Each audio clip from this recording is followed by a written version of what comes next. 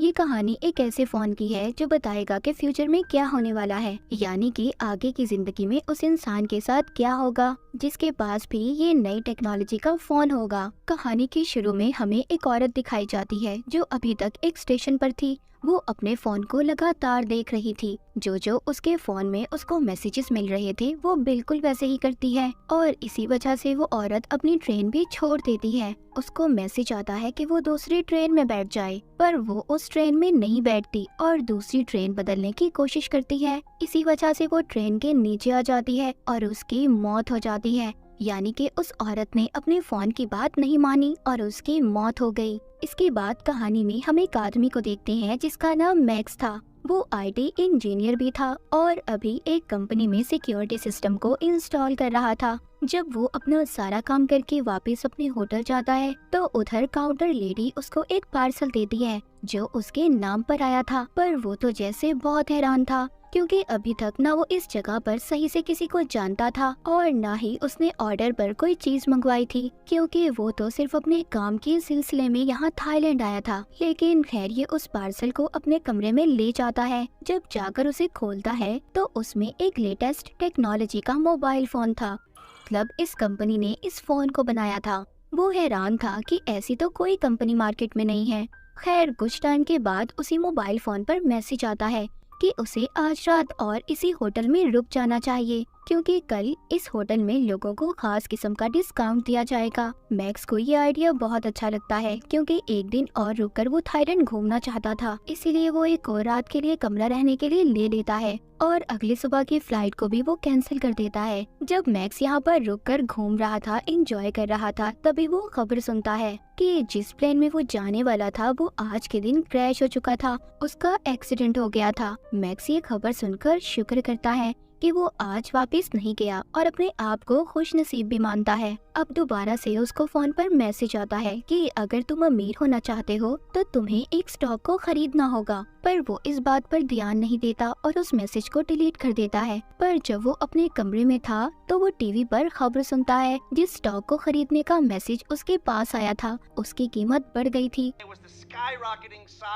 वो अब सोचता है कि पहले इस फोन की वजह से मेरी जान बची और स्टॉक वाली बात भी बिल्कुल सच थी। मैक्स ये सोचने लगा था कि शायद ये फोन हमें हमारे कल के बारे में बताता है कि आगे हम लोगों के साथ क्या होने वाला है या फिर आगे हम क्या कर सकते हैं। तभी इसको दोबारा से मैसेज आता है कि उसे दूसरे शहर चले जाना चाहिए। मैक्स भी फोन पर यकीन करने लगा था और दूसरे शहर चला जाता है। वहाँ पर पहुंचकर एयरपोर्ट के बाहर उसको एक टैक्सी ड्राइवर मिलता है जो उसको कम पैसों में उसके होटल ले जाने के लिए तैयार था। वो टैक्सी ड्राइवर जान होता है, कहता है तुम्हारे फोन की टेक्नोलॉजी कितनी नई है, मैंने तो ऐसा फोन देखा ही नहीं और ना ही कभी ऐसे फोन के बारे में सुना है। वो टैक्सी ड्राइवर मैक्स को अपना कार्ड देता है और बताता है कि वो एक टेली कम्युनिस्ट है जो टेक्नोलॉजी की नई नई चीजें बनाता है। ऐसे ही बातें करते हुए मैक्स अपने होटल पहुंच गया था जहां पर फोन ने इसे आने के लिए कहा था। वहां पर पहुंचते ही उसे दोबारा से मैसेज आता है कि कसिनो में जाकर उसे खेलना चाहिए। मैक्स भी ऐसा ही करता है। मैक्स को कसिनो के खेल का ज्यादा नहीं पता था, इसलिए वो उस मशीन तक जाता है जिसके बारे में इसे फोन पर मैसेज आया था, पर वहाँ पर पहले ही एक आदमी बैठा खेल रहा था। तभी मैक्स को दोबारा मैसेज आता है कि इस मशीन पर जैकपॉट लगने वाला है। वो अब उस आदमी को उस मशीन पर से हटाने के लिए ढेर सारे पैसे देता है जिससे कि वो इस मशीन से हट जाए और ऐसा ही होता है। तभी मैक्स पहले ही कोशिश में बहुत सारे पैसे जीत जाता है। वहीं पर कसिनो की टीम भी उसे कैमरास में देख रही थी। सब हैरान थे कि इस आदमी को कैसे पता चला कि इस मशीन पर जैकपॉट लगने वाला है, क्योंकि उसने उस मशीन से हटाने के लिए पहले आदमी को पैसे भी दिए थे। मैक्स जीते हुए पैसों से और ज्यादा कार्ड्स खरीद लेता है और दोबारा से खेलता है। वो मैक्स पर पूरा शक था क्योंकि बार बार वो अपने फोन को देखकर खेल रहा था। जब वो कसिनो से जाता है तो वहाँ के सिक्योरिटी गार्ड उसे कहते हैं अगर तुम दोबारा खेलने आओगे तो अपने साथ फोन नहीं लाओगे। उन्हें शक था कि कहीं ना कहीं इसके फोन में कुछ है, इसीलिए मैक्स अब उसी टैक्सी ड्राइवर को फोन करता है जो इसको एयरपोर्ट के बाहर मिला था। वो उसको कहता है क्या तुम एक ऐसी डिवाइस मेरे लिए बना सकते हो कि मुझे फोन को देखना ना पड़े और सीधा मैसेज मेरे कान में सुनाई दे। वो टैक्सी ड्राइवर थोड़ा टाइम मांगता है और कहता है हाँ मैं कोशिश कर सकता हूँ। होटल में जाते हुए मैक्स एक कपल को देखता है जो आपस में लड़ रहे थे। वो उनमें से आदमी को मना करता है तो बदले में वो उसे एक मुक्का मारता है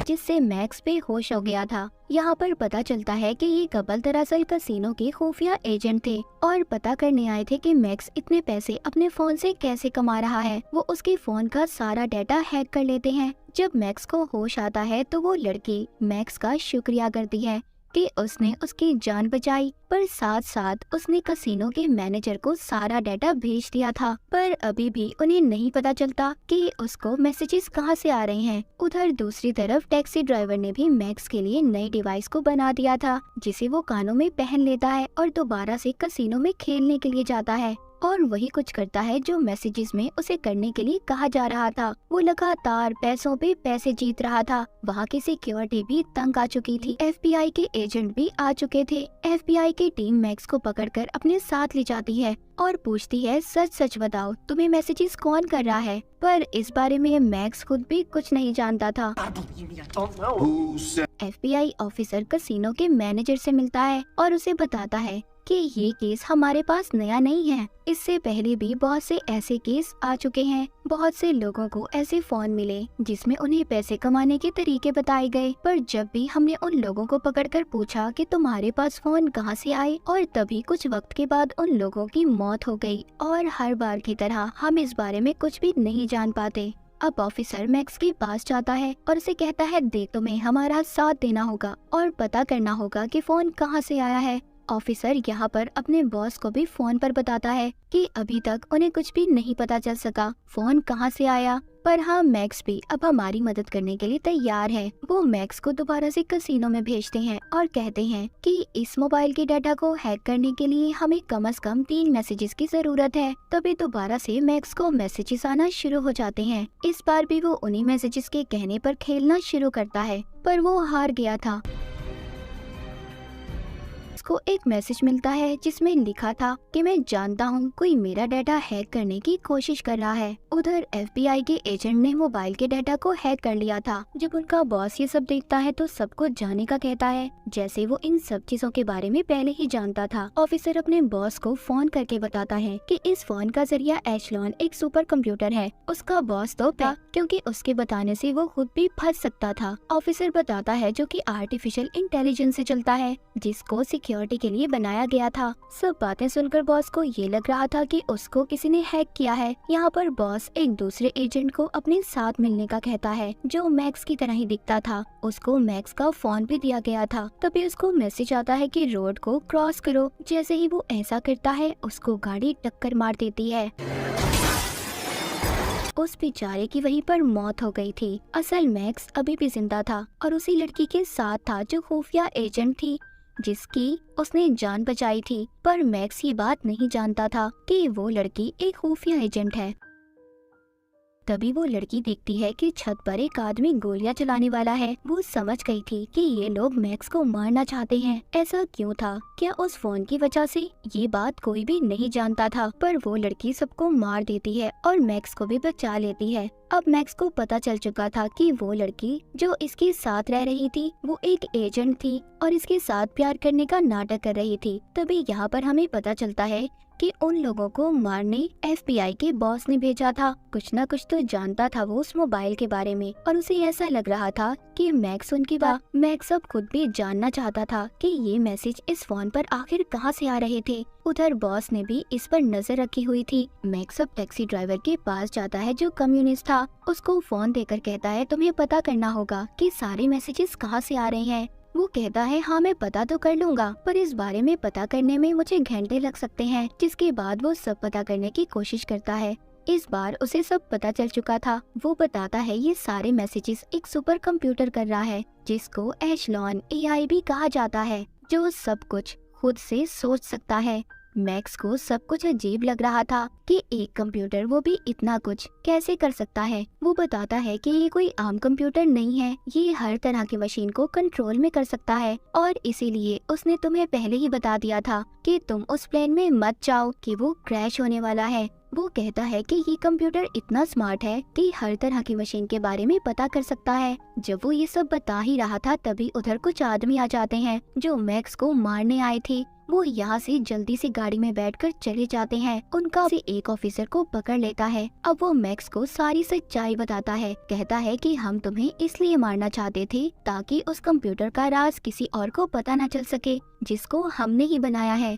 पर अब वो खुद से काम कर रहा है जो खतरा बन सकता है, इसीलिए हम तुम्हें मारना चाहते थे ताकि इस बारे में तुम किसी को कुछ ना बताओ। तभी मैक्स को मैसेज आता है। उसको उसी जगह पर जाने का कहा गया था जहाँ पर मैक्स ने सबसे पहले सिक्योरिटी सिस्टम को इंस्टॉल किया था। वहाँ पर भी वो कंप्यूटर मैक्स को कैमरे की मदद से देख रहा था और उसको यहाँ पर मैसेज आता है कि यहाँ पर जितने भी कंप्यूटर हैं सबको एशलॉन सुपर कंप्यूटर से कनेक्ट कर दो, जोड़ दो, जिससे वो कंप्यूटर अपडेट हो जाएगा। जिसके बाद दुनिया में जितनी भी बनाई गई मशीन है सबके डेटा को कंट्रोल कर सकता है। मैक्स यहाँ पर देखता है कि सभी कंप्यूटर उस एशलॉन मशीन सुपर कंप्यूटर के कंट्रोल में थे। वो रोकने की कोशिश भी करता है पर नहीं कर पाता। हम देखते हैं उधर FBI का ऑफिसर अपने बॉस को बता रहा था हमें इस एशलॉन मशीन को यही खत्म करना होगा वरना ये सारी दुनिया के साथ साथ इंसानों को भी कंट्रोल करने लगेगी। उधर ही मैक्स सभी कंप्यूटर के सामने बैठा कह रहा था इस मशीन को बनाने का मकसद ये था कि लोगों को साइबर सिक्योरिटी दे, जैसे टेक्नोलॉजी की दुनिया में गलत काम होते हैं उससे रोक सके, न कि इंसानों को कंट्रोल करे। ये सुनते ही वो मशीन अपने सारे कामों को वहाँ के सभी कंप्यूटर के सामने लाने लग जो आज तक उसने किए थे और इसी तरह जल्दी जल्दी सारा डाटा खत्म हो जाता है। वो मशीन खुद से ही शरा बनता जा रहा है, इसीलिए वो खुद से ही बंद हो गया था। तभी इधर FBI की टीम आकर मैक्स को गिरफ्तार कर लेती है पर कुछ वक्त के लिए, फिर उसे छोड़ दिया जाता है। मूवी के आखिर में हमें ये भी पता चलता है कि वो टैक्सी ड्राइवर दरअसल एक कैप्टन था जो इसी मिशन पर काम कर रहा था। उसने एशलॉन सुपर कंप्यूटर को बंद करवाना था। तो बाज दफा हमारी जिंदगी में कुछ ऐसी चीजें आती हैं जिसको बनाते तो हम फायदा पहुंचाने के लिए हैं पर वो हमारे लिए नुकसानदेह साबित होती हैं। तो हमें हर चीज का उतना ही इस्तेमाल करना चाहिए जितनी उसकी जरूरत हो। जरूरत से ज्यादा चीजों को इस्तेमाल करना हमारे लिए खतरा हो सकता है, जैसे कि मोबाइल फोन या फिर कोई भी नई टेक्नोलॉजी की चीज। और इसी मैसेज के साथ ये मूवी यहीं पर खत्म हो जाती है।